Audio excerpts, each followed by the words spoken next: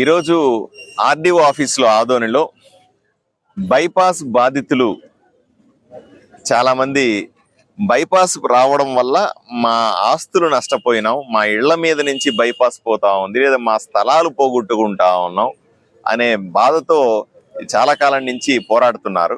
వాళ్ళని దృష్టిలో పెట్టుకొని ఒకవైపున బాధితులు, వాళ్లకు ఉన్నటువంటి అనుమానాలు నివృత్తి చేయడానికి ఒకవైపున అధికారులు, ఇంకోవైపున ఆర్డీఓ గారు కానీ, ఎంఆర్ఓ కానీ, రెవెన్యూ సిబ్బంది కానీ, ఒకవైపు నేను, అలాగే పట్టణంలో ఉన్నటువంటి ప్రముఖులందరినీ కూడా పిలిచి ఈరోజు 2 గంటల పాటు ఆర్డీఓ ఆఫీసులో సమావేశం నిర్వహించడం జరిగింది. ప్రధానంగా ఈ సమావేశం నిర్వహించడానికి కారణం మొట్టమొదటిది, బైపాస్ నిర్మించుకోవడం ఈ రోజుకి ఆదోనికి అత్యవసరం. దాన్ని నిర్మించడానికి సిద్ధంగా ఉన్నాను.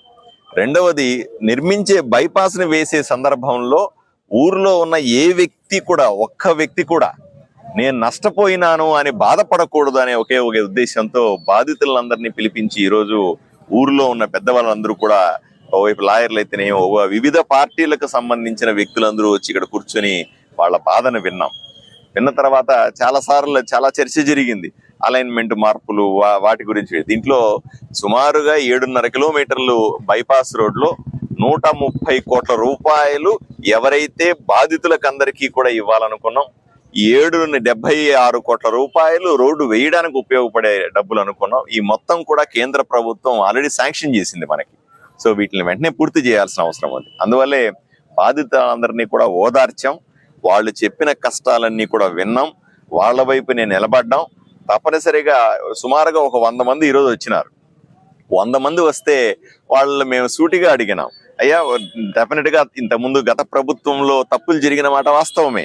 గతంలో ఉన్నటువంటి ఎమ్మెల్యే తన అక్రమాల కోసం, తన అక్రమ లేఅవుట్ల కోసం ఏదో విధంగా డీవియేషన్లు మార్చి అధికారుల మీద ఒత్తిడి తీసుకొని వచ్చి ఏదో మిమ్మల్ని ఇబ్బంది పెట్టిన మాట వాస్తవమే, అన్ని కరెక్టే. కానీ అసలు ఆ మనిషే లేడు ఇప్పుడు, అతను ఎమ్మెల్యేగా లేడు. ఇప్పుడు నేను ఎమ్మెల్యేగా ఉన్నాను.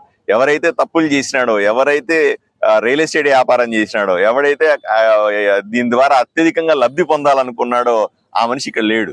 సో కాబట్టి ఈ రోజు మనం అతని దృష్టిలో పెట్టుకొని ఎంతసేపు నిందిస్తూ ఉంటే కూడా లాభం లేదు. ఇంతకుముందు ఎమ్మెల్యే ఇట్లా చేసినాడు, అట్లా చేసినాడు, ఇంతకుముందు ఎమ్మెల్యే దుర్మార్గాలు చేసినాడు, ఇంతకుముందు అట్లా చేస్తా అట్లా చెప్పుకుంటూ పోతే అంటం లేదు. ఈ రోజు ఊరిని అభివృద్ధి చేసుకోవాల్సిన అవసరం కూడా ఉంది. కాబట్టి ఏదో విధంగా ఈ సమస్యను కొలిక్కి తీసుకొస్తాం.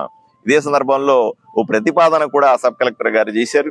ఏమంటే ఇప్పుడు బాధితులకు ఎవరైతే ఉన్నారో వాళ్లకు ఇవ్వాల్సినటువంటి నష్టపరిహారం కొంత పెంచే విధంగా రికమెండ్ చేస్తాం. దాన్ని కొంత పెంచి ఇస్తే మీరు సాటిస్ఫై అవుతారా, బాధితులందరూ కొంత మెరుగైన ఉంటుందా అంటే 100 మందిలో 75 మంది మాకు సరిపోతుందని, కొంత పెంచితే మాకు ఇబ్బంది ఏమీ లేదు అని వాళ్ళు కొంతమంది చెప్పారు. ఇంకా ఒక 25 మంది వాళ్ళ కన్సర్న్స్ చెప్పారు, వాళ్ళ సమస్యలు చెప్పుకుంటూ పోయినారు. వాళ్ళ ఆ 25 ఎవరైతే మిగిలినారో వాళ్ళ 25 మంది సమస్యలు కూడా వ్యక్తిగతంగా మళ్ళీ వింటామనుకున్నాం. ఎవరికైనా ఏ సాయం చేయగలిగితే ప్రభుత్వం వైపు నుంచి, నా వైపు నుంచి 100కు 100% చేస్తానని హామీ ఇస్తా ఉన్నాను. ఈరోజు బైపాస్ నిర్మించుకోవడం ఒకవైపున, రెండో వైపున బాధితులకు ఓదార్పు, బాధితులకు నష్టం తగ్గించడం, పూర్తి నష్టాన్ని తగ్గించడం. ఎందుకంటే ఇప్పుడు బాగా భూముల రేట్లు పెరిగినాయి. భూముల రేట్లు పెరిగినప్పుడు అంత రేట్ నాకు రాలేదే అంటే కూడా ఇబ్బంది, అట్లా సాధ్యం కూడా కాదు. అయినప్పటికీ కూడా వాళ్ళకి ఉన్నంతలో ఎంత మాక్సిమం చేయగలమో అంత రికమెండ్ చేయడానికి ప్రయత్నం చేస్తాను. నేను కూడా వ్యక్తిగతంగా కలెక్టర్తో కానీ, మినిస్టర్లతో కానీ, రాష్ట్ర కేంద్ర ప్రభుత్వాలతో కోఆర్డినేట్ చేసుకుంటాను. బాధితులందరినీ కూడా ఎప్పుడొచ్చినా మళ్ళీ కలుస్తానని చెప్పినాను. ఎన్నిసార్లైనా కలిసి చిట్ట చివరి బాధితుడి వరకు కూడా ఏ సమస్య లేకుండా పూర్తి చేసే బాధ్యత తీసుకుంటానని చెప్పినాను. వాళ్ళని కూడా ఆలోచన చేయమని చెప్పి ఈ విధంగా ముందుకు వెళ్దామని వాళ్ళందరూ మేమంతా అనుకుని ఈ సమావేశాన్ని ముగించినాం. మళ్ళీ బాధితులతో ఈ ఇండివిజువల్ కూడా కూర్చుంటాను. కొంతమంది చాలా బాధాకరమైన విషయాలు చెప్పారు నాకు. వాళ్ళ కుటుంబం ఏ విధంగా ఇబ్బంది పడింది, ఆరోగ్యాలు ఎలా దెబ్బతిన్నాయి, పిల్లల చదువులు ఎట్లా నష్టపోయినాయి, ఇవన్నీ కూడా నిజంగా ఒక రాజకీయ నాయకుడు సరిగా లేకపోతే, ఒక ఎమ్మెల్యే సరిగా లేకపోతే ఇన్ని కుటుంబాల్లో విషాదం ఉంటుందా అనే బాధ కూడా నాకు చాలా అనిపించింది.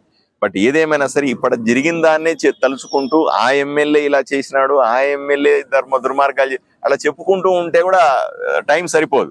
కాబట్టి ఎలా ముందుకు వెళ్ళాలా అన్న దాని మీద ఈరోజు పూర్తి స్థాయిలో చర్చించాం. తప్పనిసరిగా ఒక సొల్యూషన్ వస్తుందని నేను 100% నమ్ముతా ఉన్నాను. అన్నింటికంటే ముఖ్యం ఈరోజు బైపాస్ రోడ్డుని ఎంత తొందరగా వీలైతే అంత తొందరగా పూర్తి చేసి అందరి సహకారంతో, అందరి అనుమతితో అందరూ సంతోషంగా ఉండే విధంగా ఆదోనిని మంచిగా తయారు చేసుకోవడం మీద ప్రత్యేకంగా దృష్టి సారిస్తానని మీకు అందరికీ తెలియజేస్తాను.